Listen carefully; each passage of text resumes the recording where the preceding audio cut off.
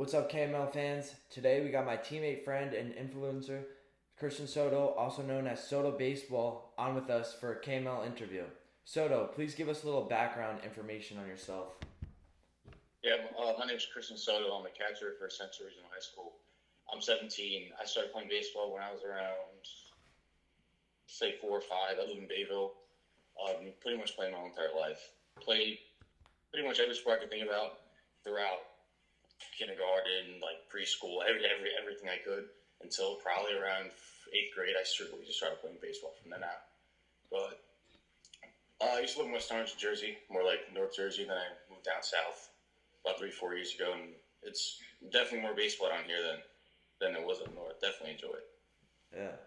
So now, I know you talked about, you said you started playing baseball around like 4 years old. What made you want to be a catcher? At what age did you decide, like, I want to be a catcher? So pretty much throughout my whole entire life, I was a shortstop pitcher until I hit about age maybe 12.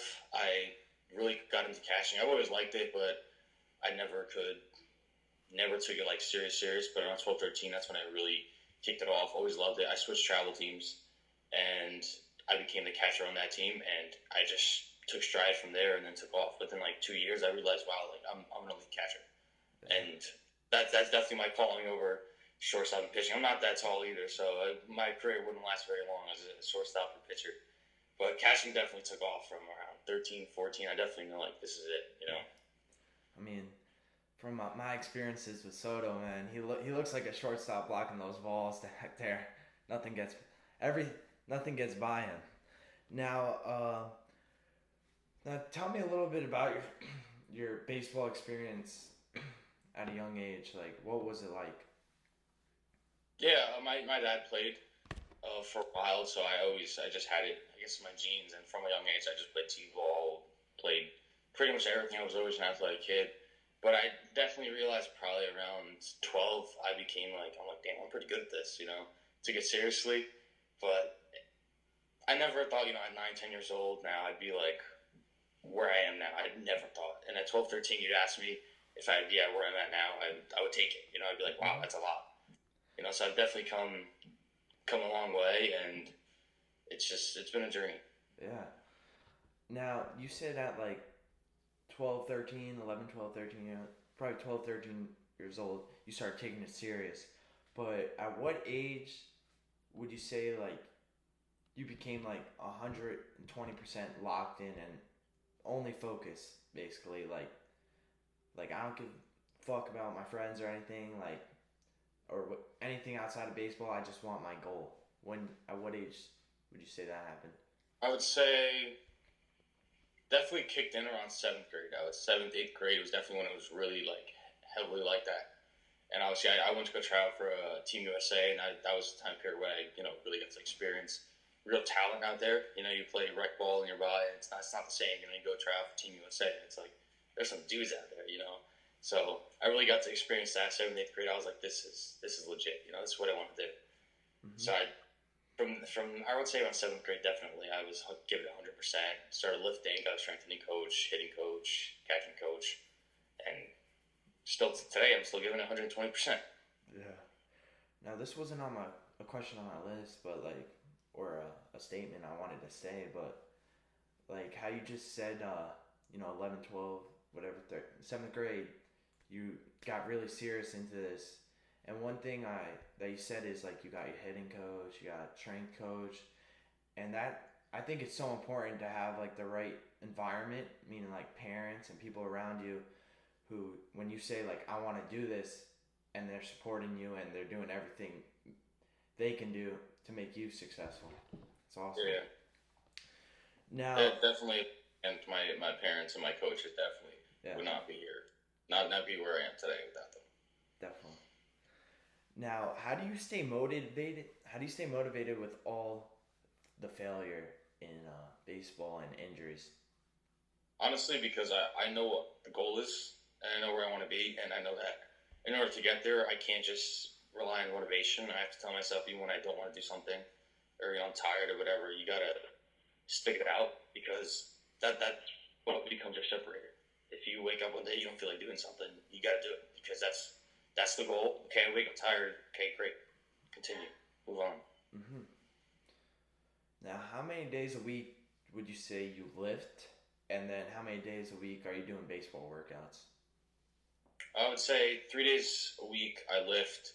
3 days a week I'm with my high school team, and I kind of mix in both on a lot of days because I got to, go from one workout to another. Go from strengthening coach, then go hit. So I'd say I do catching with my coach once a week. So what is the biggest things kids don't know about playing travel baseball at the highest level and trying to get recruited?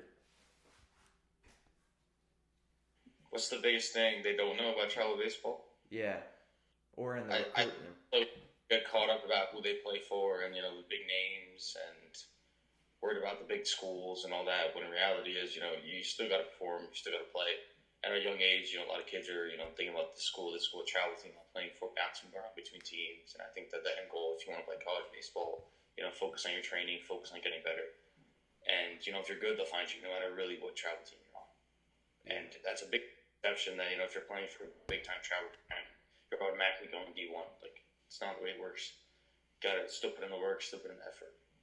That's a really big misconception, I would say. Yeah.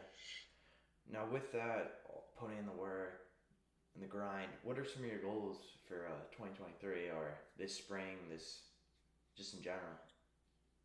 My goal would definitely be to bat 400 in high school ball, and then definitely by the summertime, hopefully, to be committed and find the right place for me. And definitely looking forward to high school ball already. It's coming up soon. I'm like itching for it. Yeah, just you want to get out there so bad. Now, to change tides a little bit, how did you get into the social media world?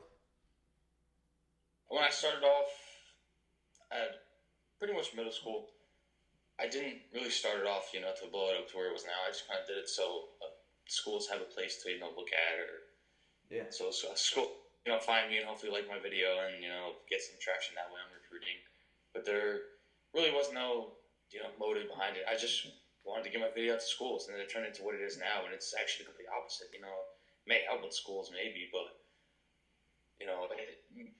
I love having kids reach out and things of that sort. It's kind of cool. They text me to send me video, things of that sort, and that definitely blew up unexpectedly. I didn't expect to have any sort of feedback I have now.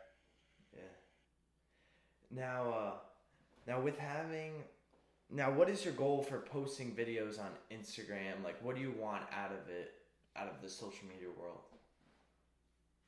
Well, now it's just help other kids because a lot of kids, they don't have a coach or they don't have the ability to reach out to somebody and have them help them. So if I post something on blocking or post something on hitting, they can pick up on something I do and maybe use it in their training and things of that sort. Because obviously when I first started off, it was for recruiting and to help me out, but now it's become more to help everyone else out because it's more than I thought it would become.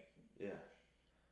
Now you have a huge influence on so many kids, and they're looking up to you, and everything that they see you doing, they're gonna do.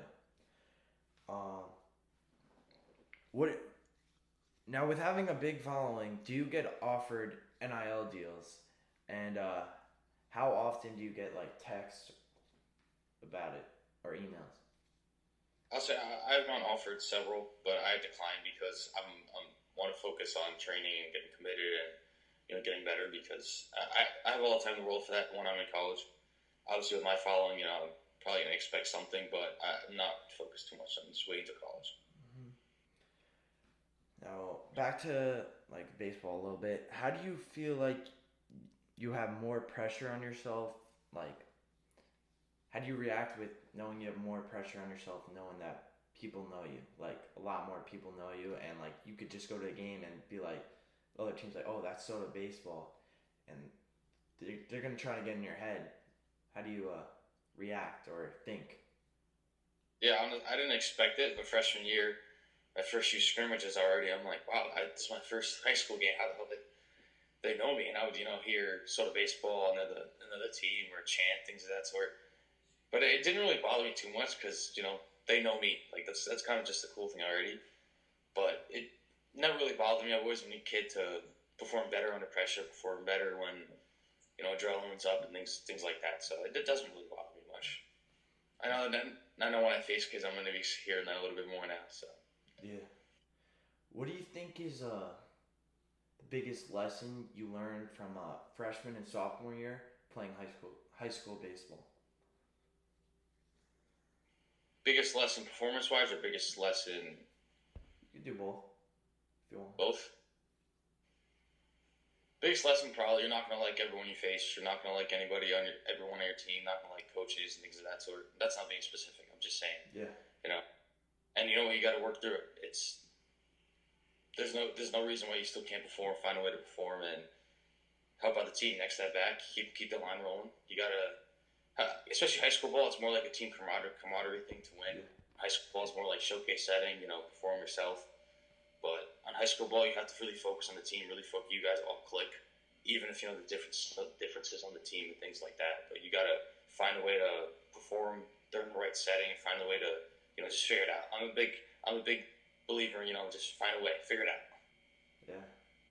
Now, how did you guys do last year? And you guys won your section or your district?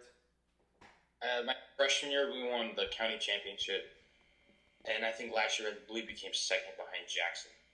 I believe Jackson may have been first. I think we went 21 and 10 last year, and I think 20 and 9 or roughly around that for my freshman year.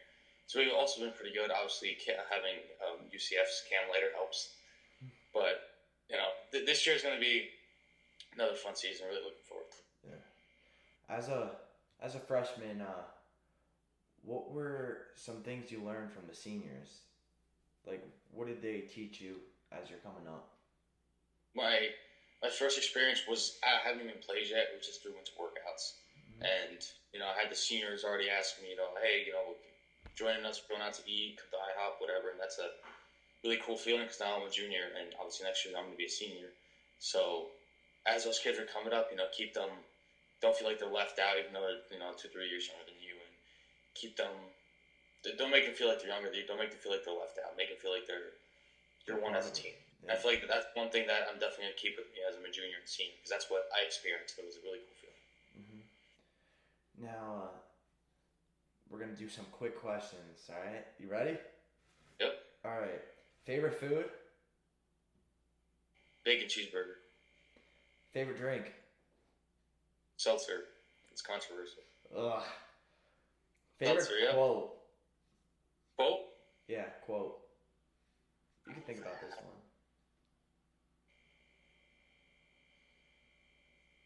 I don't know if I have a favorite quote, but anything that Derek Jeter said, I swear. Every single thing he says is always good. Yeah. I see his stuff on Instagram, and I swear, he's just such a role model for me. Mm-hmm. It's a big guy. Seeds or gum? Seeds. Mm-hmm. Seeds. That was it for the questions. For those quick questions, but I have one more question I want to ask you before we conclude.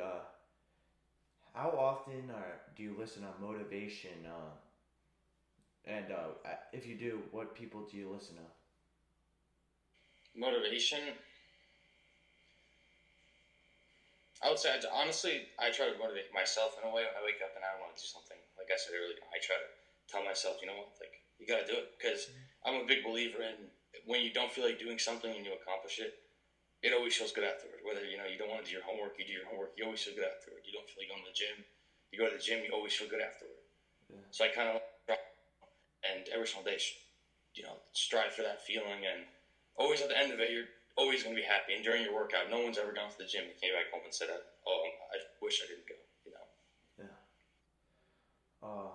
Soto, I want to thank you so much for doing this interview for these KML fans and the Sotobaseball fans.